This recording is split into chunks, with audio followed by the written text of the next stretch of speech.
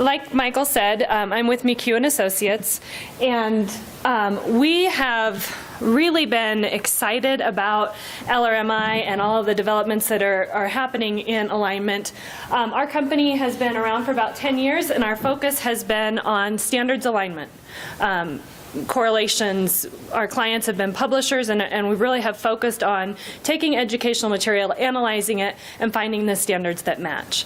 And so LRMI and tagging is a natural extension of that. So we've really been able to be involved with this. And when David mentioned the proof of concept, we contracted with Novation, who contracted with, right? So when it came down to here's the files and here's the tagger and we need to get these tags generated, that's what my team and I did. So we've been, I think, David, you said 4,000 plus resources that we've tagged. And so I'm happy to say that the process is much nicer than it used to be. The first iteration when we did the proof of concept, it was not very pleasant.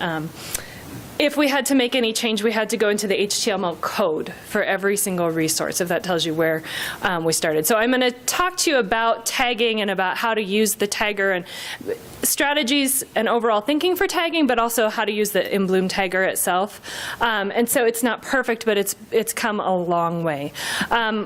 We have also been involved with the content tagging with the SLC, now InBloom. They did several workshops, camps where they brought together developers and educators. And so my role in that was I worked with the educators on how do you tag resources. So similar to what we're going to talk about today. That's kind of what I bring to this, a lot of hands-on in the resources, in the spreadsheets, in the tagger. How do you make it all work? I think one of the really big things to understand is that when we look at alignment and we look at standards, the focus has completely shifted. It used to be that it was a marketing thing. You wanted to show that your materials align to as much as possible so that you could then go through the state adoption process so that your textbooks could be adopted and you could show that you were meeting the state standards. That was pretty much what it was. It was broad coverage. Somewhere in here the standard is addressed. That is a completely different approach than what we have to take with alignments now. It's much more about discoverability. If I'm a teacher sitting in my classroom and I want to find a resource to hit what a student needs, I don't want to be directed to a series of workbooks, right? I want to be able to find something I can put my fingers on quickly that will let me help that student, because you know what, I have 24 or 160 or whatever other kids that need something too, right? And we all know that teachers have a lot of demands on their time and not a lot of time, right? So it's really about discoverability. And something Terrence said I thought was so true. If you don't tag correctly and you misrepresent your materials, you do way more damage than you're going to do good. Because if I'm a classroom teacher and I have that limited amount of time and I click on your resources and it doesn't give me what I want, that's a ding in my mind and it's a negative association with your company. So that's something that's pretty important with the accuracy. So this, I just love this example. If I want to find a lesson on fractions, okay, now I taught math. Myself, I would narrow fractions down a little bit more, but just looking at fractions, 48 million, 33 million, or 47 million results. That's not very helpful, right? And in among that, it's not all on fractions, and I'm sure there's some great car ads that are all in there too, right? I mean, when we do a search as it is, and Michael talked about the potato salad example, to be able to hone in on what I'm actually looking for is so much more valuable than searching, because you know what happens here? I say fractions. Okay, that's not enough. So I'll try another keyword added in there. Let's say I want to say compare fractions. Okay, so that ends me up with, oh, only 1 million results, right? And let's say, okay, I want to say compare fractions common denominator, and I'm down to 50,000 results. 50,000 is better numerically than 47 million, but it's still not useful, right? And so what happens is I turn to my purple math workbook that's been on my shelf since 1994, because I know that that worksheet is good and it's worked before, right? And so then I'm back where I started. So when we look at the problem is time, and the problem is the amount of resources that are out there and how do I find them as a teacher. So LRMI really comes in as a solution to this problem, because you're going to be able, we're going to talk about Common Core state standards, but because that's what's in LRMI right now, but it won't be the only set of standards that's around in LRMI. So when we combine good standards with LRMI, we can solve this problem. So when we talk about Common Core standards, how many of you guys, just before, I don't want to go dive in and give you all kinds of information about Common Core if you all know, how many of you consider yourself fairly familiar with Common Core standards? Okay, so that's, what's the other option? And for my friends, well, for my friends in Nebraska, which I have to say I'm so very excited. My company, McEwen Associates, is based out of Boston, but I actually live in Nebraska. And so I've been working with in Bloom and with LRMI and with all these companies and have always had to travel to work with LRMI because Nebraska is not a Common Core state. So I'm very excited to have Nebraska here representing, and funny that where Mike works at the SU2 is about 2 blocks from where my old house was. So this is like wow, I've been traveling all over and I could have just gone down the road. Anyway, so just to go briefly through Common Core standards, these are the main points that make Common Core different. Created with input from teachers, parents, and community, clear, consistent understanding, designed to be robust and relevant, focus on core conceptual understandings and procedures, and then reflect the knowledge and skills needed for success in college and careers. And I think particular to the work that we want to do with our own resources and with LRMI and with the Learning Registry, common across states, so that if I'm working in Ohio and somebody else is working in Florida, we can be speaking the same language in terms of standards. And that's where a lot of the power comes from. When we look at ELA specifically, these are just the main points that are different about ELA. I'll give you a second to read through them. If you've read through the material on the CCSS website, they'll seem very, very familiar to you.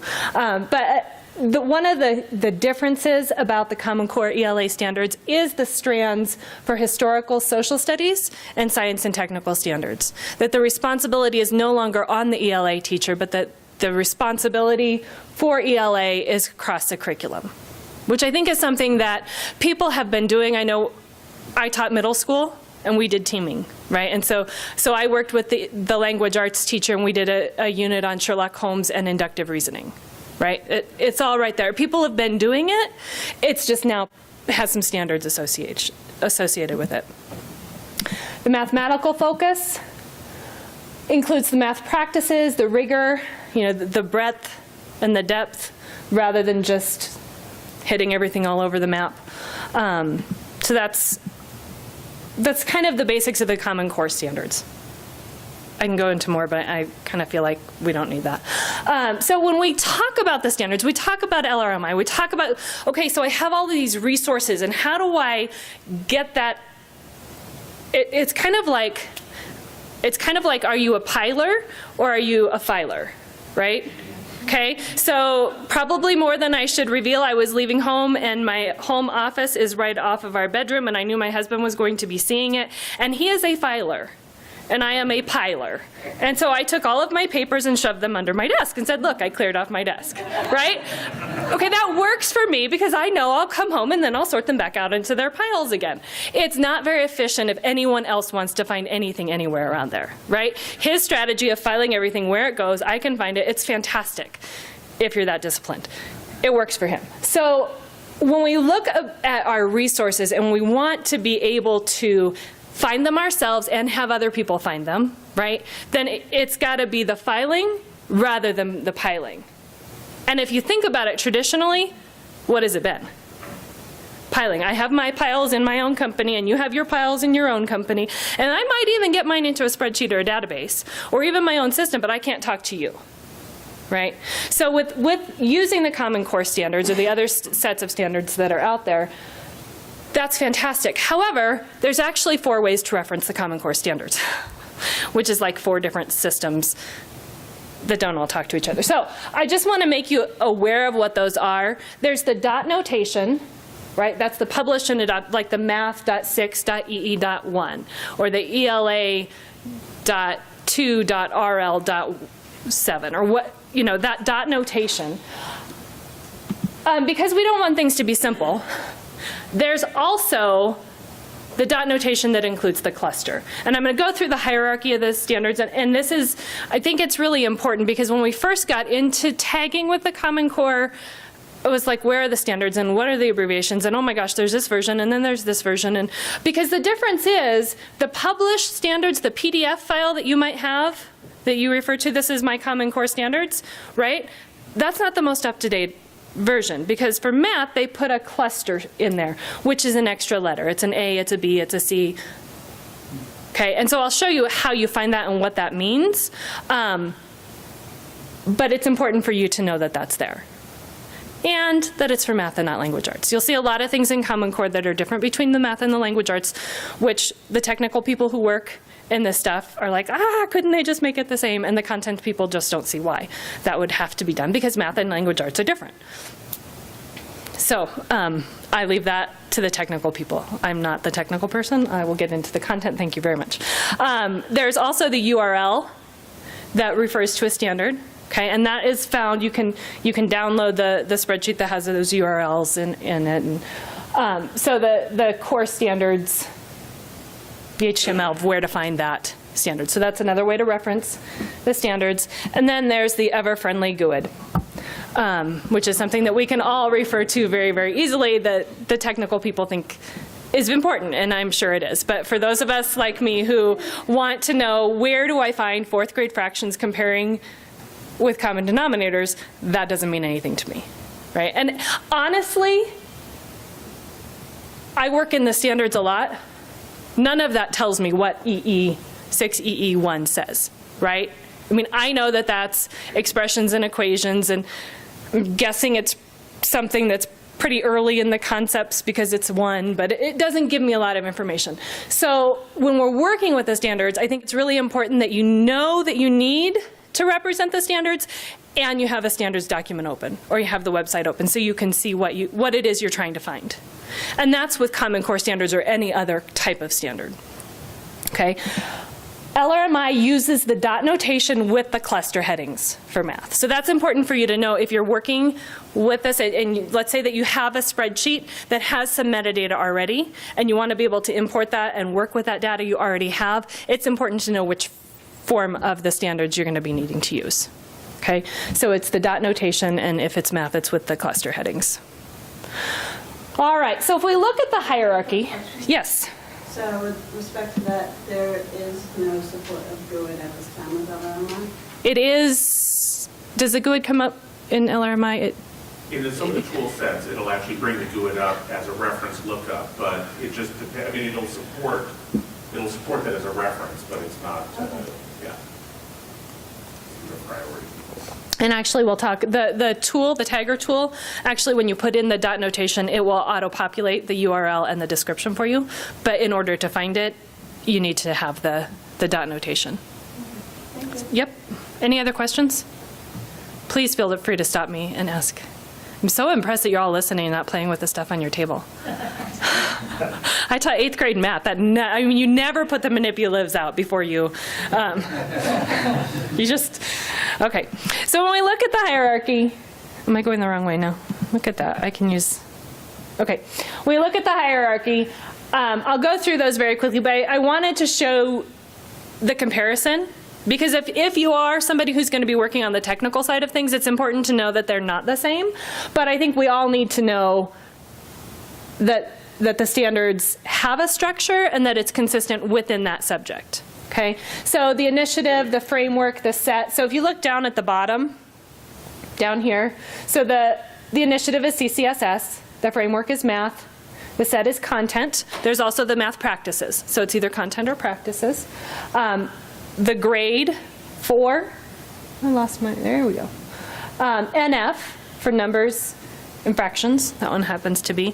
This is B, the cluster, so that means it's the second set of numerical fraction standards, right? And so when we go out to the website and if we get a chance to do that, you can see that. And then it's standard 3A. So the domain is the NF, number fractions. The cluster is B. The standard is 3. And then some standards have a substandard after that, but nobody wants to say substandard because that just doesn't go over very well, and so they call it a component. Okay, so that's what those words are. And if you're going to be talking with other people, this chart is actually off of the CCSS website. I'm trying to think of how I find it. I have to struggle to find it every time. But if you go into About the Standards, it's kind of down at the bottom of the page. This is really helpful to be able to know, like if you're working on the technical stuff, you have to know what between each dot means, right? And so that's where you get this information. ELA, you can see that really strand and domain is combined. So that's something that's different. So in this example that we have down here, we have the initiative is Common Core State Standards. The framework is ELA literacy. The strand and domain is L for language. I just pulled the language standard here. The grade is 4. Standard is standard 1, and then it's component A. Okay, so that's kind of the structure. Does that make sense? Okay, this means yes, this means no. Okay. All right. So, like I said, Common Core State Standards are not the only set of standards that are out there. Michael touched on this a bit. You definitely, I imagine in the near future that we'll be seeing the next generation science standards will be available for tagging in LRMI. There also will probably eventually be a plan to address the 15%. Because states that adopted Common Core have the ability to change within 15%. 15% is a very different thing to some states than to other states. If you are a technical person and you work on things like this, it's worth the research to figure out what that 15% means to the states that you're interested in. Some states decided to completely change the coding as part of their 15% because things weren't complicated enough. They decided they needed to throw in whole new sets of how we reference things. So that's something definitely that you'll need to be aware of. Texas and other states that didn't adopt the Common Core standards. Okay, so those standards are out there. We can tag to those. That's all very important information. The world, unfortunately, is not limited to math, or even math and ELA, right? As a math teacher, I think everything should be aligned to a math standard somehow, but it doesn't work that way. So there are lots of other standard sets that are out there for all kinds of different subjects. K-12, and also professional standards that are available to be tagged, for material to be tagged to. And then, as Michael mentioned, it's not, I mean, the list could go on and on. You can tag to the Lexile, you can tag all kinds of standard sets that are available. The concepts are the same. Right, but right now, LRMI is focused on Common Core because that's the first set of universal or national standards that have been available. So when we look at combining the Common Core standards with LRMI, this is actually what the tagging tool, the little pop-up window when you go to actually make alignments. Michael and I were having a conversation earlier today. The standard alignment is not the only interesting or important feature when you're tagging. Those other vocabularies that he went through that you'll talk about with the tagging activities, those are all really important too. This is just one part. But if you don't get this part right, people aren't going to be able to find your stuff. Right? So when we look at that, the educational alignment, currently it's only the Common Core standards. Now, Michael touched on this. There's your alignment type are teaches, assesses, and requires. Okay, those are 3 really, really different fields. And so a resource can be aligned to the same standard more than once. So if a lesson teaches and assesses one standard, you want to tag it twice. Once for teaches, once for assesses. But if it requires prior knowledge, you want to include that too. Because if someone's going out and searching for a resource that can emphasize or build off of something they've been teaching, you want your resources to be able to be discovered for what they're using as well as what they're teaching and they're assessing. Does those differences make sense? Okay. There are other choices, and Michael put up the list, but those are the most important ones for us at this point. And actually, when you go into the tagger, they're in black, and the other ones are just kind of grayed out. Just to help you know that that's where your emphasis should be. Your dot notation, either from the CCSSO site or ASN, and in the tagger, I'll show you that there's actually a little button you can click that'll launch the standards website, so you can find those. And then the item URL, and the last one says description. And like I mentioned, when you put in your dot notation, the other two populate. Okay? So when you're making alignments, a couple things to keep in mind. Really think about how you want your material to be discovered. Okay, who's your end user, and how do you want somebody to find, if you wanted somebody to find this resource, what do you think they would be putting in to a search engine to find that? Okay, so by standard, by age group, all of those other pieces of metadata, really put that first and foremost. Think like the person searching for your materials. So this is a total shift from the marketing perspective of aligning. You want to really think like the person who's searching for your materials. Remember that you don't have to meet the entire Common Core standard in order to tag to that standard. It is pretty difficult for a lot of singular resources to meet a whole standard, because those Common Core standards are really meaty, right? For example, 6th grade, I think, has a standard that says students will add, subtract, multiply, and divide fractions, whole numbers, and decimals. Excellent. Yes, they should be able to, but there are some resources that will hit all of that at once, but there are a lot of resources that will hone in on one part or the other. Okay, and that's where we'd like to talk about granularity, and hopefully there will be some movement towards being able to identify parts of those standards, but we're not there yet. And then remember to use all three types of those alignments so that you are taking advantage of really the most discoverability that you can get. All right, I see people, I don't want to go before people are ready. Are we ready?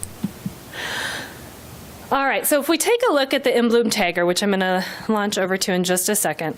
Oh, can I copy my, sorry, it did go. Okay, so I just wanted to pull up a resource just so that we had something to take a look at, because I think that being able to physically, to see a practical example is really helpful. So here's a nice little lesson on comparing fractions. Okay, so I found a lesson on comparing fractions. It's actually kind of fun. I think I'm going to do it with my kids when I get home. It's kind of like war, except you draw a line and you've got a numerator and a denominator, and they have a numerator and a denominator, and then whoever has the biggest fraction gets those cards.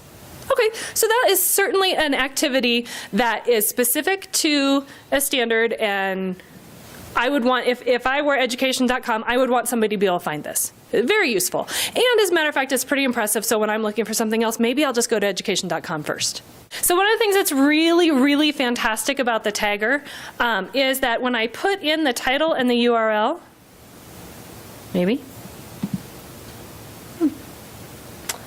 Okay, so right here I would put the title, if I didn't have that little not symbol. And right here I would type in the URL or paste in the URL. And so what happens when yes? Like onion. Yeah. Ah, thank you. There you go. Fantastic, thank you, okay. Excellent. And it gets me every time. So if I were the publisher, give it a title, compare fractions, here's my URL. When I press enter, which you have to press enter. If you don't press enter, it doesn't populate. But when I press enter and I give it a little bit of time to go out and find the website, you will see that eventually it'll pull the resource up on the right window. It will. And it looks really cool when it happens. We've worked in a lot of programs where we've done tagging, and the client has their own tagging system, but then you have to have two windows open, and it's really, really handy to have that available. Anybody know why it's not loading? Any ideas? Is it connected? I guess it must. Yeah, because it pulled up my, okay, so then you just go like this and you have the two, and it works just fine. But it's really handy when this works.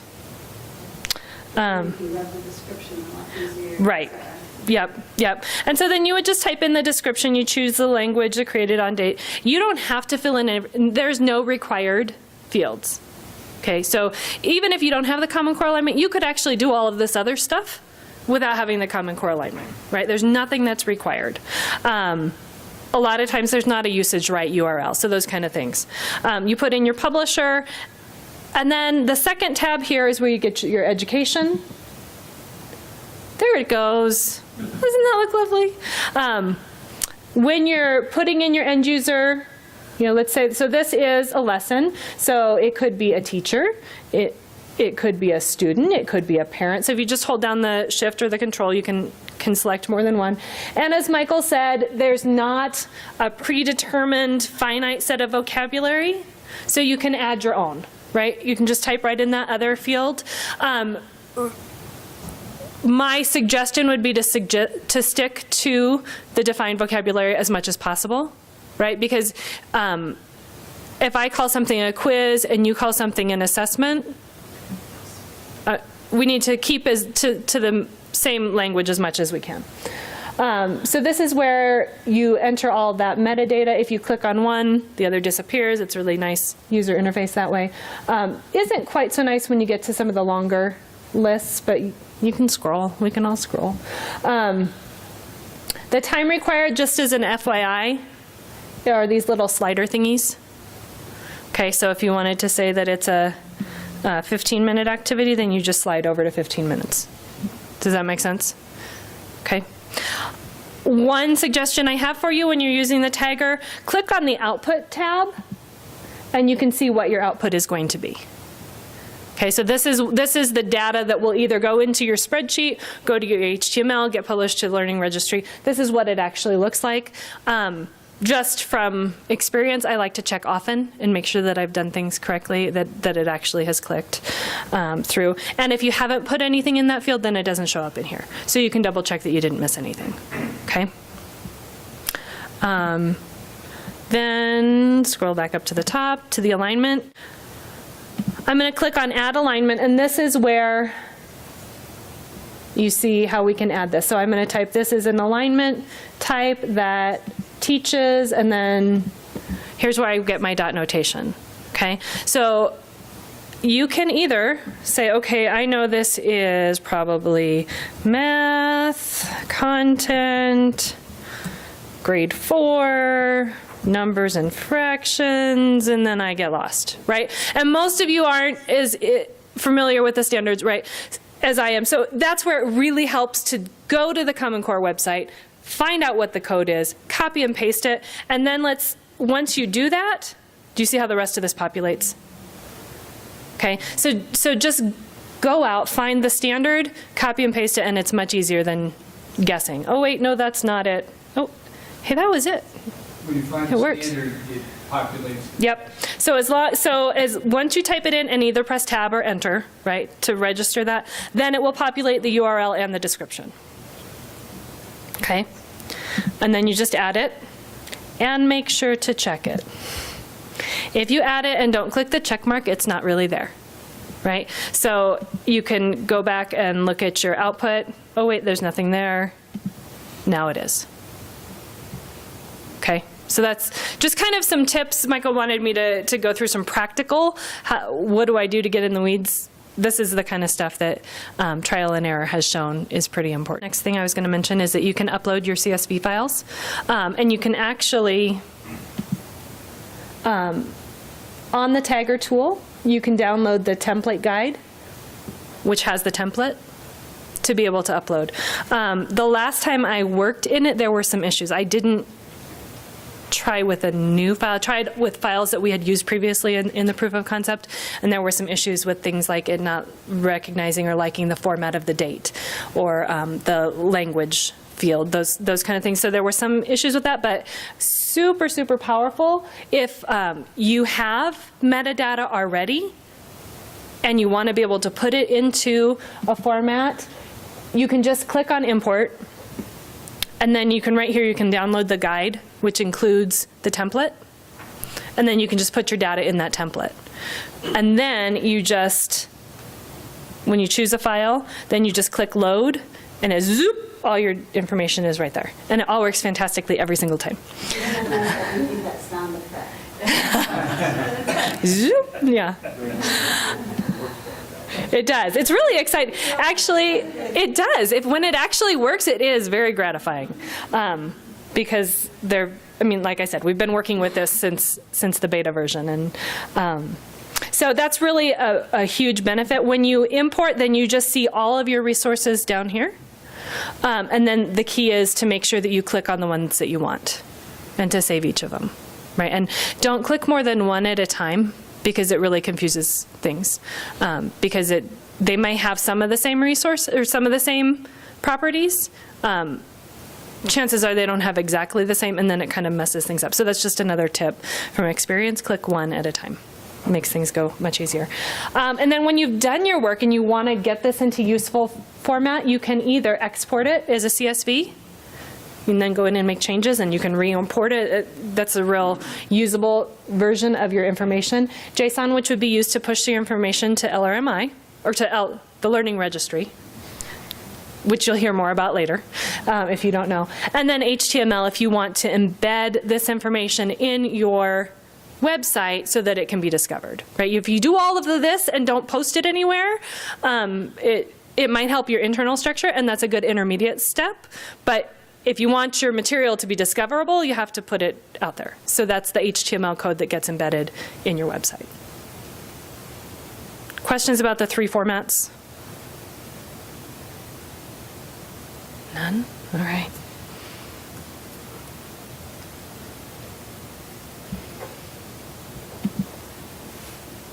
All right, so if you're going to maximize your efforts, and I've said this, but I don't think I can say it enough, focus on accurate location, not on coverage. You're not trying to just get as much information, much standards out there as you can. You want to be as accurate as possible.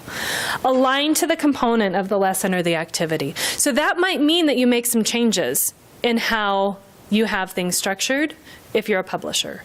You might need to have a website that's a landing page that gives a little summary of each part, each chapter of a book, or of each component of a program, so that somebody who's looking for your resource, but maybe you have paid resource, right? They can get information about that resource and find out if they want to go further with that, right? Rather than having them click on it, this is what I want, oh, I've hit a wall, and I have to pay before I find out more information, right? So that's something that you might need to be able to do some manipulating with, but really think about the component or the activity that you want to be aligning. And then address how you want to deal with free versus paid merchandise or product, because that's like Michael said, that's part of it, and it's something we definitely need to be talking about. There is also in your folder, there's this absolutely wonderful, the Smart Publisher's Guide to LRMI Tagging. Whether you're a publisher or not, there's a really good information in here. About halfway through, all right, I can tell you the page. Page 7, there's a tagging checklist that's listed there, and then there's a lot of really great information on issues to consider, and then some advice to go with that. So this is something, I didn't put all of this into the presentation, but it's readily available for you guys to use. So I would strongly suggest use that. And then lastly, I think this quote is pretty important. Districts, administrators, and teachers are seeking ways to turn the corner towards Common Core. What's needed in classrooms all over the U.S. as we make this historical shift to the Common Core, what we need is content, content, content. But to take that one step further, if you have the content and nobody can find it, you haven't really turned the corner, right? So that's really the key, is to make your content discoverable.